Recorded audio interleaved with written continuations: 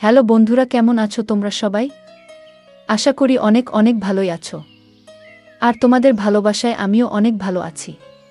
কারণ তোমরা আমাকে যে পরিমাণে ভালোবাসা দিয়েছো এবং সাপোর্ট দিয়েছো তা আমি কোনোদিন ভুলতে পারবো না। তাই তোমাদেরকে মজা দেওয়ার জন্য আবারও একটি নতুন গল্প নিয়ে হাজির হলাম। গল্পটি শোনার মতো। আশা করি তোমাদের দাঁড়িয়ে যাবে এবং তোমরা হাতের কাজ করতে সবাই হেডফোন নিয়ে বসে যাও। যদি আমার গল্প শুনে মজা পাও তাহলে অবশ্যই আমার চ্যানেলটি সাবস্ক্রাইব করবে। তো চলো বন্ধুরা, আমরা কথা না বাড়িয়ে আসল গল্পে চলে যাই। আমার 14 বছর বয়সে মালকিন আমাকে তার বাড়িতে নিয়ে যান এবং আমাকে 500 টাকা দিয়ে মালকিন নিজের শরীরে মেসেজ করাতেন। আমি 500 টাকায় রাজি হয়ে মালকিনের শরীরে মেসেজ করতাম। কিন্তু একদিন রাতে মালকিন বলতে শুরু করলেন, প্রতাপ, আজকে রুমের লাইটটা বন্ধ করে দাও। আমি চুপচাপ লাইটটা বন্ধ করে দিলাম। আমি জ্ঞান হারিয়ে ফেললাম যখন মালকিন, আমি যে বয়সের মধ্যে দিয়ে যাচ্ছি এই সময়টা একটা ছেলের জন্য অনেক কঠিন সময়, কারণ তাদের মনোযোগ তাদের সামনে উপস্থিত মহিলাদের দিকে পড়ে এমন অবস্থায় কারো শরীরে মালিশ করা আমার জন্য খুব সমস্যা সৃষ্টি করে। যখন মালকিন আমাকে তার শরীরে মেসেজ করতে বললেন, কিছুক্ষণ অবাক হয়ে তার দিকে তাকিয়ে রইলাম। আমি কিভাবে এটা করব, এটা খুবই লজ্জার বিষয়। কিন্তু আমার বাবা বলেছিলেন, মালকিনের কোনো কথাই না করবি না, তিনি অনেক দয়ালু মনের মহিলা। তুই যদি তার মনে জায়গা করে নিতে পারিস তবে তিনি তোকে বেতনের চেয়েও বেশি টাকা দেবেন। তিনি আমাকে টাকা দিয়েছেন, তাও 500 টাকা, এবং বললেন, এই টাকাটা শুধু তোমার। আমি অনেক খুশি হয়েছিলাম। কিন্তু যখন তিনি আমাকে তার শরীরে তেল দিয়ে মেসেজ করতে বললেন, আমি হতভম্ব হয়ে তার দিকে তাকিয়ে রইলাম। তিনি কিভাবে একটা ছেলেকে দিয়ে মেসেজ করাতে পারেন? আমি কিছু বললাম না, কিন্তু অনেক নার্ভাস ছিলাম। তিনি আমাকে তার রুমে নিয়ে গেলেন, তারপরে বিছানায় শুয়ে তার শরীরে তেল দিতে বললেন। আমি যখন তার শরীরের থেকে তার পোশাকটা তুলে দিলাম তখন আমার চোখ বড়বড় হয়ে গেল। তিনি আমাকে যে তেল দিয়েছিলেন, আমি চোখ বন্ধ করে আমার হাতে কিছুটা নিয়ে তার শরীরে দিতে থাকলাম। আমার একমাত্র চেষ্টা ছিল কাজে অনেক মন দেওয়া। আমি একবারও তার শরীরের দিকে তাকাইনি। আমি শুধু চোখ নামিয়ে ম্যাসাজ করেছিলাম। আমার মনে আছে যে আমি যখন এখানে কাজ শুরু করি, প্রথম দিকে কাজের সময় অনুসারে আমি যখন মালকিনের ঘরে প্রবেশ করলাম তখন মালকিনকে কিছুটা অন্যরকম দেখাচ্ছিল। তার চেহারায় অদ্ভুত পরিবর্তন লক্ষ্য করলাম আমি। তিনি ঘামে ভিজে যাচ্ছিলেন। আমি জানি না তার কি হয়েছিল। আমাকে দেখামাত্রে সে হঠাৎ সোজা হয়ে আমার দিক থেকে অন্যদিকে তাকাতে থাকল। আমি কিছুটা অবাক হয়ে মালকিনের দিকে তাকিয়েছিলাম। আমার মনে হলো মালকিনের শরীরটা ভালো নেই। আমি সবসময় নির্বে মালকিনের সেবা করতাম, কিন্তু আজ আমি কিছুটা বাধা নিয়ে মালকিনের দিকে তাকিয়ে তাকে জিজ্ঞেস করলাম, মালকিন, আপনি ঠিক আছেন তো? আপনাকে অন্যরকম দেখাচ্ছে মনে হয়। আমি আমার মালকিনকে মন থেকে সম্মান করতাম এবং আমি তার জন্য চিন্তিত থাকতাম, কারণ তিনি কেবল আমার মালকিনই ছিলেন না, আমার কাছে তিনি একজন অনেক ভালো অভিভাবক ছিলেন। তিনি ছোটবেলা থেকেই আমাকে সাহায্য করেছিলেন এবং তিনি আমার দুঃখী জীবনকে সুখী করে তুলতে অনেক সাহায্য করেছিলেন। আমি কষ্টে ছিলাম, কিন্তু তার দেওয়া টাকা আমার জীবন পরিবর্তন করে দেয়া। আমার বাড়ির অবস্থা পরিবর্তন হয়ে যায়। আমার প্রশ্নে মালকিন নাতে মাথা নেড়ে আমাকে আশ্বস্ত করলেন যে তিনি একেবারে ঠিক আছেন। কিন্তু তার মুখে স্পষ্ট দেখা যাচ্ছিল যে তিনি কিছু লুকাচ্ছেন এবং তিনি অনেক টেনশনে আছেন।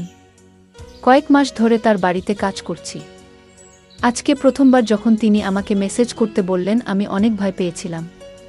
কারণ সব বাড়িতে তিনি একাই থাকতেন, না স্বামী না কোনো সন্তান। এই কথাটা শুনে আমি প্রথমে চুপ হয়ে গেলাম। কিন্তু আমি মালিশ করলাম।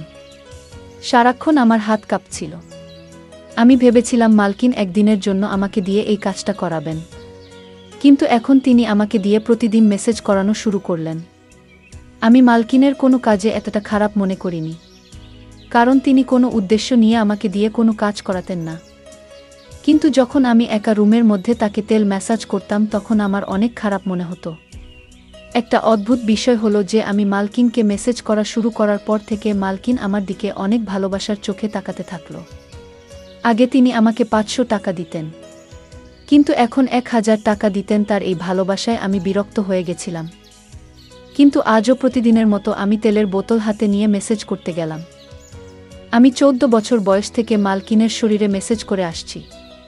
এই কাজটি আমাকে অনেক বিভ্রান্ত করত। আমার মালকিনের উপর রাগও হতো, কারণ তিনি আমাকে দিয়ে এসব কাজ করাতেন, কিন্তু আমি এসব করতে বাধ্য ছিলাম কারণ আমার টাকা চাই এবং কাজের বিনিময়ে আমার মালকিন আমাকে প্রতিদিন ৫০০ টাকা দিতেন। তাই আমি নির্বে মালকিনের জন্য এই কাজটি করতে থাকলাম। অনেক পরে আমি বুঝতে পেরেছিলাম যে মালিকিন কেন আমাকে দিয়ে এই কাজ করাতেন। আমি তেল নিয়ে আমার মালকিনের বিছানায় বসলাম। তারপরে হঠাৎ মালকিন আমাকে বলল, প্রতাপ, ঘরের আলো নিভিয়ে দাও। আমি অবাক হয়ে মালকিনের দিকে তাকালাম। আমার কেমন যেন মনে হচ্ছিল, কিন্তু মালকিনকে কিছুই বলতে পারলাম না। আমি ঘরের আলো নিভিয়ে দিলাম এবং অন্ধকারে মালকিনের বিছানার কাছে পৌঁছালাম। অন্ধকারে বুঝতে পারলাম মালিকিন বিছানায় শুয়ে আছেন। আমি মালকিনের দিকে হাত বাড়ালে মালকিন আমাকে থামিয়ে দিয়ে আমার হাত ধরে তিনি আমাকে যা বললেন তাতে আমি জ্ঞান হারিয়ে ফেললাম। আমার মনটা কেমন করতে শুরু করল। আমি আমার জায়গায় বসে রইলাম। আমার নড়াচড়া করা কঠিন হয়ে পড়ে। আমার মালকিনের কথা শুনে আমি অবাক হয়ে উঠেছিলাম। আমি বাঁকুড়ার একটি গ্রামে থাকতাম। আমার পরিবার অনেক গরিব। আমার বয়স যেহেতু ১৪ বছর, তাই আমার পক্ষে কাজ পাওয়া বা টাকা ইনকাম করা কঠিন ছিল। আমি বাধ্য হয়ে আমার বাবা মাকে কষ্ট করে সংসার চালাতে দেখেছি। তারা অনেক কষ্টে ছিল, কিন্তু আমি তাদের কোনো সাহায্য করতে পারিনি। আমি অনেক আবেগে ছিলাম, কিন্তু কোনোভাবে টাকা ইনকাম করে তাদের সাহায্য করতে পারিনি যাতে তাদের একটি ভালো জীবন দিতে পারি। লেখাপড়া করা আমার স্বপ্ন ছিল, কিন্তু আমি জানতাম যে আমাদের কাছে লেখাপড়া করার টাকা নেই। আমাদের বাড়িতে খাওয়া দাওয়া করাই অনেক কঠিন ছিল। তবে আমি জানতাম যে আমি যদি আমার শখ প্রকাশ করি, তবে আমার মা বাবা এত কষ্টের মধ্যেও নিশ্চয়ই আমাকে পড়াতেন। কিন্তু আমি এতটা স্বার্থপর ছিলাম না, তাই নিজের সবগুলোকে নিজের মধ্যে দমিয়ে রেখেছিলাম এবং এই জিনিসটি আমাকে আরও অসহায় করত। সেই দিনগুলিতেই মালকিন আমার জীবনে এসেছিলেন। মালকিন একজন বয়স্ক মহিলা এবং একা থাকতেন। তার স্বামী তাকে ছেড়ে দিয়েছিলেন এবং তার কোনো সন্তান ছিল না। তবে তার অনেক টাকা ছিল। তার অনেক জমিজমাও আমাদের গ্রামে ছিল। মালকিনের নিজের জমিতে কিছু গুরুত্বপূর্ণ কাজ ছিল। তাই আমাদের গ্রামে আসার পর তিনি আমাকে দেখে আমার দিকে তাকিয়ে জানতে চাইলেন আমি কেন স্কুলে যাই না এবং কেন আমি পড়াশোনা করি না। আমি দুঃখের সাথে তাকে আমাদের অবস্থার কথা বললাম এবং বললাম যে আমি আমার পরিস্থিতির কারণে পড়াশোনা করতে পারিনি। পড়াশোনা করলে আমাদের ঘরে খাওয়া দাওয়া বন্ধ হয়ে যাবে। আমার কথা শুনে মালিকিন চিন্তায় পড়ে গেলেন। এরপর তিনি আমাদের বাড়িতে এসে আমার বাবা মায়ের সাথে কথা বললেন এবং বললেন যে বাড়ির ছোটখাটো কাজের জন্য তার আমার বয়সী একটি ছেলে দরকার। আমার বাবা মা তখনও চিন্তায় ছিলেন যে কিভাবে তারা তাদের ছোট ছেলেকে এত কম বয়সে কাজে দিবেন এবং সম্ভবত তারা ভাবছিলেন যে আমি হয়তো তাদের ভুল বুঝব। কিন্তু আমি এগিয়ে গিয়ে তার কাজ করতে রাজি হলাম। আমার কথা শুনে মালিকিন অনেক খুশি হয়েছিলেন। তখন আমি কিছুই জানতাম না। আমি শুধু ভেবেছিলাম মালিকিন তার ইচ্ছা অনুযায়ী ছোটখাট কাজ করাবেন, আর আমি সব কাজ করতেই রাজি ছিলাম। আমি অনেক খুশি মনে রাজি হলে আমার বাবা মাও চুপ হয়ে গেলেন। মালকিন আমার বাবা মায়ের হাতে বেশ কিছু টাকা দিয়েছিলেন এবং তাদের কথা দিয়েছিলেন যে তিনি প্রতি মাসে টাকা পাঠাবেন যাতে আমাদের বাড়ির কষ্ট দূর হয়। মনে মনে আমি অনেক খুশি ছিলাম। আমার স্বপ্ন সত্যি হতে চলেছে, কারণ আমি সবসময় আমার বাবা মায়ের অবস্থা পরিবর্তন করতে চেয়েছিলাম। আমি আমার জিনিসপত্র গুছিয়ে মালকিনের সাথে শহরে চলে এলাম।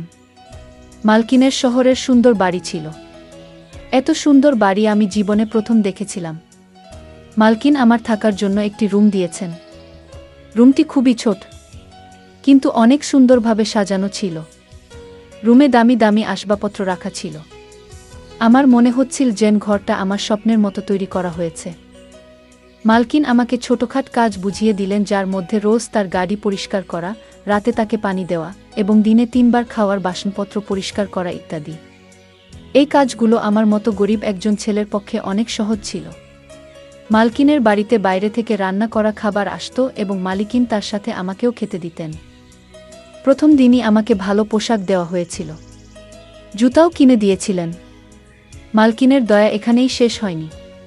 তিনি আমাকে বলেছিলেন যে তিনি খুব শীঘ্রই আমাকে একটি ভালো স্কুলে ভর্তি করাবেন, যাতে আমি আমার পড়াশোনা চালিয়ে যেতে পারি। শুনে আমি অনেক খুশি হয়ে গেলাম। কিন্তু রাত নামার সাথে সাথে মালকিন আমাকে তার ঘরে ডেকে একটি সুগন্ধযুক্ত সিসি দিয়ে বললেন, আমার শরীরে মেসেজ করো। আমি মাথা নেড়ে তাড়াতাড়ি তেল এনে মালকিনের পায়ের কাছে গিয়ে বসলাম। আমি ভেবেছিলাম যে আমাকে মালকিনের পা মেসেজ করতে হবে এবং আমি খুশি এটি করতে রাজি ছিলাম। কিন্তু মালকিন আমাকে থামিয়ে তার শরীরের নিচের দিকে মেসেজ করতে বললেন। এটা করতে আমার লজ্জা করছিল, কিন্তু কোনো রকমে আমি মালকিনের শরীরে মেসেজ করলাম। আমি তারপর উঠে রুম থেকে চলে গেলাম। আমি ভাবলাম মালিকিন মনে হয় ক্লান্ত হয়ে পড়েছেন, আর আমাকে দিয়ে মেসেজ করাবেন না। কিন্তু আমার ধারণা ভুল ছিল। আমি অনেক চালু ছেলে ছিলাম, তাই সব কাজ তাড়াতাড়ি করে ফেলতাম। কিন্তু রাত নামলেই আবার একইভাবে মালকিন আমাকে রুমে ডেকে এক শিশি তেল দিলেন। এটা ভেবে মন খারাপ হয়ে গেল যে আজকেও আমাকে মালকিনের মেসেজ করতে হবে। পা পর্যন্ত তো ঠিক ছিল, কিন্তু মালকিন আমাকে দিয়ে যেখানে মেসেজ করাতেন সেটি আমার কাছে অস্বস্তি করছিল। আজও আমি কোনো রকমে মালকিনের মেসেজ করে তার দিকে তাকালাম। তিনি শান্তিতে ঘুমাচ্ছিলেন। আমি বুঝতে পারছিলাম না মালকিন এতে কি সুখ পান।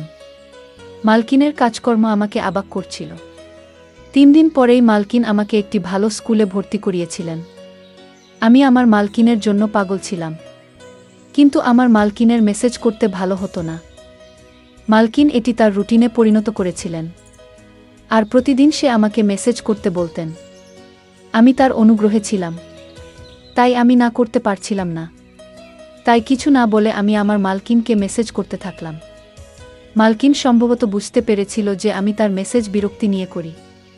সেজন্য আমার বেতন বাদেও তিনি আমাকে প্রতিদিন 500 টাকা করে দিতে থাকলেন, এবং আমি আনন্দের সাথে টাকার জন্য এই কাজটি করতে থাকলাম। এইভাবে আমি মালকিনের বাড়িতে অনেক দিন ছিলাম এবং এখন আমি এতে অভ্যস্ত হয়ে গেছি। মালকিনের একটি ভালো অভ্যাস ছিল যে মাস শেষ হলেই তিনি আমাকে না বলেই আমার বাড়িতে টাকা পাঠিয়ে দিতেন, যা আমার বাবা মায়ের জীবনকে সহজ করে দিয়েছিল। আমিও অনেক কষ্ট করে পড়াশোনা করছিলাম যে সারা জীবন যাতে আমাকে মালকিনের মতো মহিলাদের বাড়িতে থেকে তাদের ইচ্ছা পূরণ করতে না হয়। একদিন আমি প্রতিদিনের মতো মালকিনের মেসেজ করতে তার রুমে গেলে মালকিন আমার দিকে একভাবে তাকাতে থাকলেন। তাকে মেসেজ করার সময় আমার মুখে সবসময় একটা সমস্যার ভাব থাকত, এবং আমি এভাবেই তার মেসেজ করতাম এবং মালকিনও এটা অনুভব করতেন। তাই মালকিন আমার দিকে মনোযোগ দিয়ে তাকিয়ে তারপরে বললেন যে আমি জানি আমার এই কাজটা করতে তোমার খারাপ মনে হয়, কিন্তু আমি অসহায়, তাই তোমার খারাপ মনে হওয়া সত্ত্বেও তোমাকে দিয়ে এই কাজটা করিয়ে নেই। মালকিনের মুখে হাসি ভাব ফুটে উঠল। আমি কিছু বুঝতে না পেরে মালকিনের দিকে তাকাতে থাকলাম। আমি বুঝতে পারিনি, তাই মালকিন আমাকে তার বাধ্যবাধকতার কথা বললেন, আর লজ্জায় আমার অবস্থা খারাপ হতে থাকলো। মালকিন আমাকে বললেন যে তার শরীরের সমস্যা রয়েছে, যার কারণে তিনি মেসেজ না করিয়ে রাতে ঘুমাতে পারেন না। মালকিন এই কাজের জন্য নার্স রেখেছিলেন, কিন্তু তারা সবাই কোনো না কোনো অজুহাত দেখিয়ে কখনো কখনো তাড়াতাড়ি মেসেজ করে, আবার কখনো কখনো মেসেজ না করেই চলে যায়।